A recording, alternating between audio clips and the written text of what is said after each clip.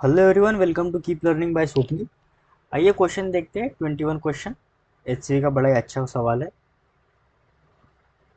A force F vector is equals to V vector cross A vector is exerted on a particle in addition to the force of gravity, where v vector is a velocity of particle and a vector is a constant vector in the horizontal direction.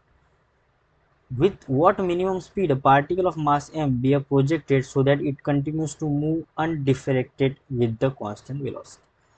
एक particle है, मान लेते हैं यहाँ पे एक particle है जो अनडिफ्लेक्टेड यानी ऐसे मुड़ नहीं रहा है, कंटिन्यूसली कांस्टेंट वेलोसिटी से आगे की तरफ जा रहा है। अब हमें पता है अगर ये कांस्टेंट आगे की तरफ जा रहा है तो ये तो बात सही है कि नीचे की तरफ mg फोर्स तो लग ही रहा है, वो लग रहा है। इसके कारण ये क्या होगा, थोड़ा सा डिफ्लेक्ट होना चाहिए। पर हो क्या रहा है कि वेलोसिटी वेक्टर इस डायरेक्शन में है और एक हॉरिजॉन्टल डायरेक्शन में, किसी हॉरिजॉन्टल डायरेक्शन में ए वेक्टर है, और उसका जो रिजल्टेंट फोर्स है वो इस डायरेक्शन में आ रहा है एफ वेक्टर, और वो इसको क्या कर रहा है, एम को बैलेंस कर रहा है। तभी जाके नेट रिजल्टेंट इस पर फोर्स आ रहा है 0, और ये वी वेक्टर आगे की तरफ जा रहा है। अब वो जो ए वेक्टर है वो किस डायरेक्शन में होगा, जाहिर सी बात है वो कुछ इस डायरेक्शन में होगा ए वेक्टर।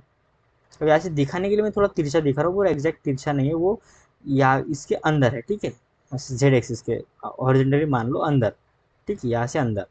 तो दोनों के बीच 90 डिग्री होगा, और V vector cross A vector F vector ऊपर की तरफ आएगा, ठीक है।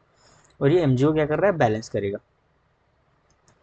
अब ये जो फोर्स है वो फोर्स का मैग्नीट्यूड एम के इक्वल होना चाहिए, तभी जाके दोनों फोर्सेस सेम हो जाएंगे, और ये वी वेक्टर से आगे की तरफ कांस्टेंट वेलोसिटी से चलता रहेगा।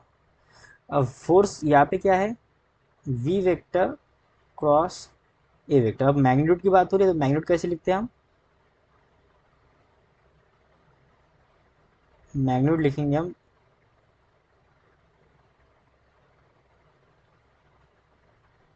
वी वेक्टर का मैग्नीट्यूड ए वेक्टर का magnitude into sine theta is equals to M G. हमें चाहिए वेलोसिटी, मिनिमम वेलोसिटी, तो V is equals to M G upon A sine theta.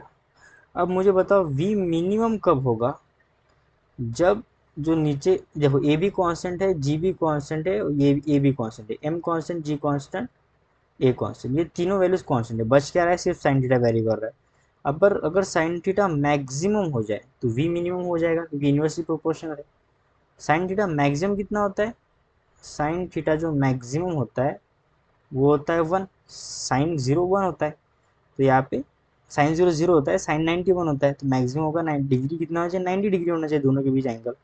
तो यहाँ पे 90 डिग्री है, तो यहाँ से अगर मैं साइन 90 ले लूँ सो वी मिनिमम हो जाएगा एम जी बाई ए, क्योंकि साइन थीटा तो 1 हो गया। तो इतना जो होगा ये होगा हमारा आंसर, सी वी मिनिमम कितना हो जाएगा, M G upon A. So I hope आपको वीडियो सोल्यूशन अच्छा लगा होगा। वीडियो सोल्यूशन अच्छा लगा है तो चैनल को सब्सक्राइब कर दीजिए, वीडियो को लाइक कर दीजिए। मिलते हैं नेक्स्ट वीडियो सोल्यूशन में। कीप लर्निंग विद स्वप्निल के साथ।